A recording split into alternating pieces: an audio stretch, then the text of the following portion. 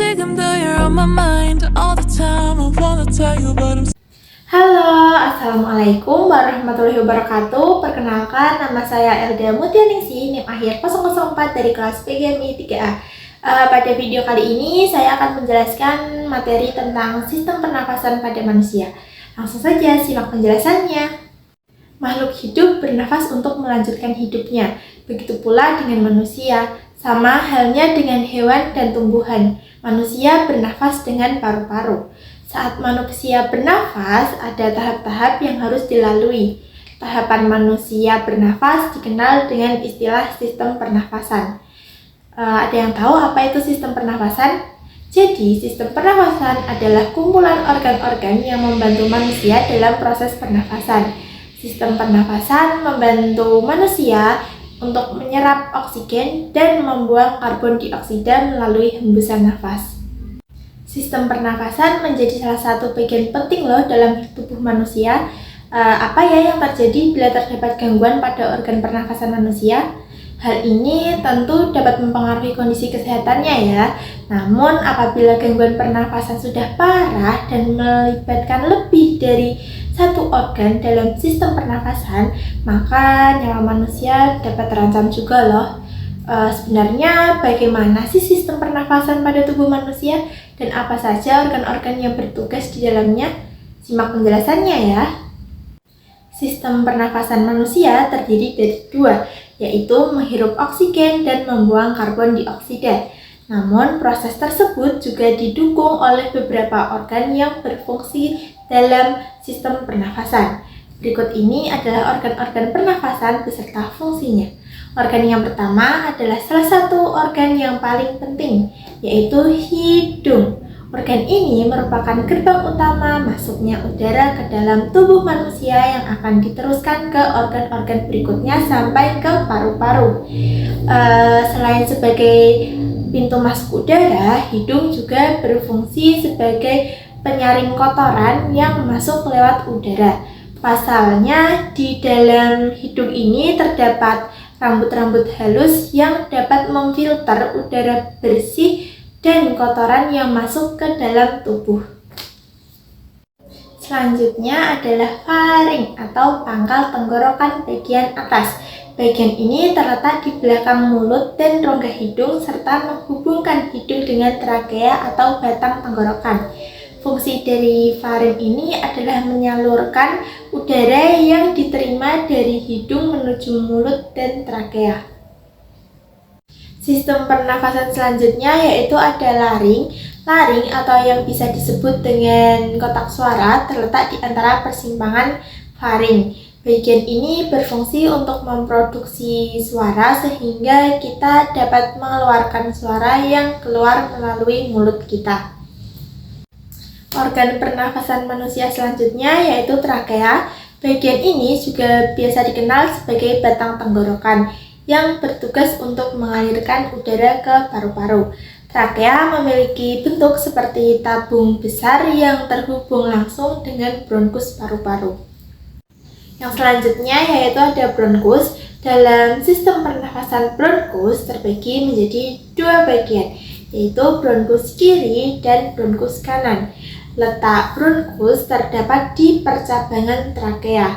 Bronkus juga memiliki saluran yang menghubungkan antara trakea dan paru-paru. Dalam hal ini, bronkus berfungsi mengantarkan udara dari saluran nafas atas dalam paru-paru sekaligus mengeluarkannya dari paru-paru. Sistem pernafasan selanjutnya yaitu bronkiolus atau organ yang bertugas menyalurkan udara ke alveoli. Selain bertugas menyalurkan, bronkiolus juga berperan untuk mengendalikan udara yang masuk melalui paru-paru ketika bernafas. Organ pernafasan yang terakhir yaitu ada alveolus, adalah tempat paru-paru dan darah bertukar oksigen dan karbon dioksida selama proses menghirup dan menghembuskan nafas. Oksigen yang dihirup dari udara melewati alveolus dan masuk ke dalam darah, kemudian berjalan ke jaringan di seluruh tubuh. Fungsi alveolus adalah untuk mengambil oksigen yang masuk ke tubuh dan melepaskan karbon dioksida. Ketika bergerak melalui pembuluh darah di dinding alveolus, darah akan mengambil oksigen dari alveolus dan mengeluarkan karbon dioksida ke alveolus. Per menitnya, paru-paru mampu mengambil sekitar 5-8 liter udara. Sebagai manusia yang ingin sehat sepanjang umur, tentunya harus tetap menjaga kesehatan organ-organ tubuhnya. Begitu juga pada organ-organ pernafasan. Berikut adalah cara-cara memelihara organ pernafasan. Yang pertama adalah menghindari merokok. Mungkin hampir semua orang sudah mengetahui bahwa merokok adalah salah satu kebiasaan yang buruk dan bisa mendatangkan berbagai penyakit. Walau kamu bukan perokok pasif pun juga bisa merasakan dampak buruk yang sama. Setiap kali kamu merokok, kamu akan menghirup ribuan bahan kimia ke dalam paru-paru seperti nikotin, karbon, monoksida, dan tar. Bahan-bahan ini bisa menyebabkan iritasi dan kesulitan bernafas. Yang kedua yaitu berolahraga. Saat manusia berolahraga, jantung dan paru-paru akan berdetak lebih cepat. Tubuh saat berolahraga akan membutuhkan lebih banyak oksigen. Ketika berolahraga, manusia yang biasanya akan bernafas sebanyak 15 kali per menit menjadi 40-60 kali per menitnya. Itulah pentingnya untuk melakukan olahraga rutin. Semakin banyak kamu berolahraga, maka semakin efisien paru-parumu.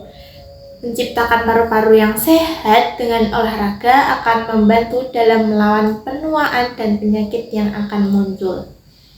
Yang ketiga yaitu hindari paparan polusi. Mungkin hal ini cukup sulit dilakukan, terlebih lagi jika kamu tinggal di perkotaan. Polusi biasanya ada di mana-mana. Polusi bisa merusak paru-paru dan mempercepat penuaan.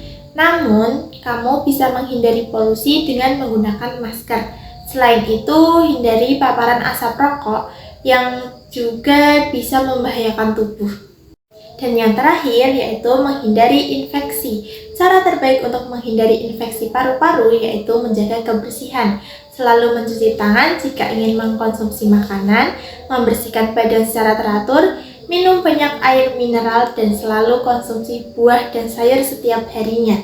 Dengan mengkonsumsi makanan sehat akan membantu menjaga sistem kekebalan tubuh. Berikut adalah ayat yang berkaitan dengan sistem pernafasan manusia, yaitu Quran Surat Al-An'am ayat 125 yang berarti barang siapa dikehendaki Allah akan mendapat hidayah atau petunjuk. Dia akan membukakan dadanya untuk menerima Islam, dan barang siapa dikehendakinya menjadi sesat, dia jadikan dadanya sempit dan sesak, seakan-akan dia sedang mendaki ke langit. Ayat ini menggambarkan hubungan antara kehendak Allah dan kondisi pernafasan manusia. Ketika seseorang mendapatkan hidayah, dadanya akan terasa lapang, sedangkan ketika seseorang tersesat, dadanya akan terasa sesak. Hal ini dapat menjaga pentingnya oksigen dalam pernafasan. Untuk contoh soalnya yaitu mengapa sih paru-paru disebut sebagai organ utama dalam sistem pernafasan manusia? Jawabannya karena paru-paru adalah salah satu organ vital dalam tubuh manusia. Tepatnya merupakan organ respirasi atau pernafasan yang berhubungan dengan sistem pernafasan dan sirkulasi atau peredaran darah. Fungsi utama dari organ ini adalah menukar oksigen dari udara dengan karbon dioksida dari darah. Selesai sudah materi yang dapat saya sampaikan. Sebelumnya saya mempunyai sebuah lagu tentang sistem pernafasan agar mudah diingat. Judulnya Organ Sistem Pernafasan. Hidung, mulut, faring, laring, trakea, bronkus, bronkeolus, dilanjutkan alveolus, ditukar udaranya, karbon dioksida dan oksigen. Yeay!